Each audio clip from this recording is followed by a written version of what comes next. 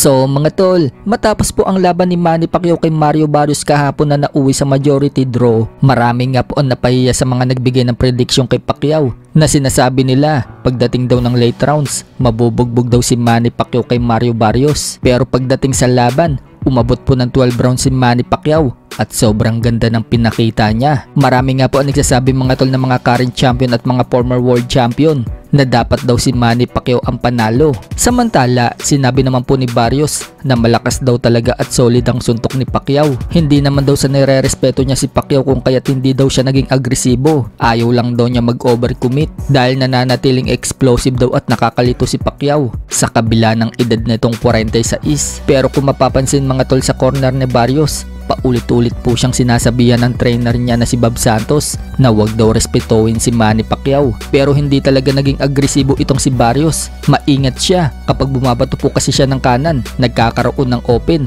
kaya nasisingitan siya ni Pacquiao. Sa kabilang banda naman mga tol, mukhang hindi po nagustuhan ni Buboy Fernandez ang nangyari sa corner. Kung mapapansin kasi mga tol, si Freddie Roach po yung nasa gitna habang siya nasa labas ng ring. Pagbubunyag ni Buboy Fernandez nang ma-interview po siya ni Silver Boys TV, sinabi ni Buboy na panalo daw dapat sila. Yung ayaw lang daw niya, yung magpalit daw ng corner sa taas. Naiiyak siya dahil dapat panalo daw tayo. Sa akin talaga, panalong panalo. Opo. Pero ang hindi ko lang gusto yung magpalit ng corner sa taas. Binanata naman po ni Buboy Fernandez mga tol ang isang sports analyst na nag-comment bago ang laban ni Pacquiao. Sinabi kasi ng sports analyst na lalaylay daw ang dila ni Manny Pacquiao kapag hindi daw napabagsak ni Pacquiao si Barrios within 6 rounds. At sinabi din ng analyst na dapat daw tanggalan ng lisensya si Manny Pacquiao sa boxing dahil 46 na daw ito. Kaya binanatan ni Buboy Fernandez mga tol ang analyst at sinabing ano daw siya ngayon, umabot daw si Manny Pacquiao ng 12 rounds at pinatunayan na kayang lumaban. Tapos sasabihan pa daw si Manny Pacquiao na tanggalan ng lisensya sa boxing. Panat ni Buboy, nagbabayad daw ba siya ng tax sa Pilipinas para mag-comment daw ng ganyan?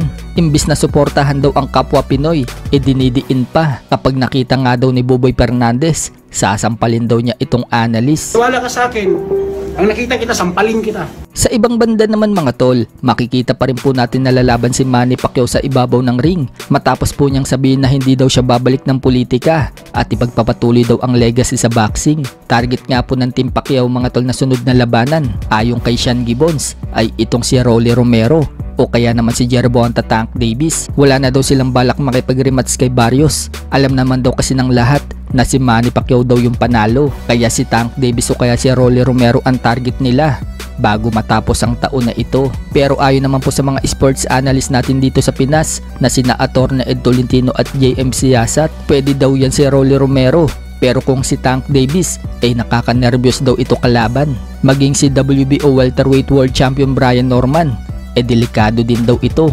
Mas mainam pa nga daw na labanan muli ni Manny Pacquiao si Mayweather o kaya naman si McGregor. Pagdating naman sa naging laban ni Pacquiao kay Barrios, sa tingin umano ni Atty. Ed Tolentino, panalo daw si Manny Pacquiao. 115 to 113 po ang score niya, pabor kay Manny Pacquiao. Para naman po sa anak ni Manny Pacquiao na si Jimwell Pacquiao, hindi daw siya masaya na naging draw yung laban. Sa tingin niya, panalo yung ama niya. 7-5 daw yung score niya. Bagamat 46 na daw yung ama niya, nandiyan pa rin daw yung timing.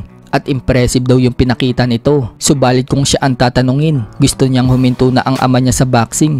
Ayaw daw niya ito makita makatanggap pa ng mga punishment. Gusto niya maging safe ang ama niya dahil mahal daw niya ito.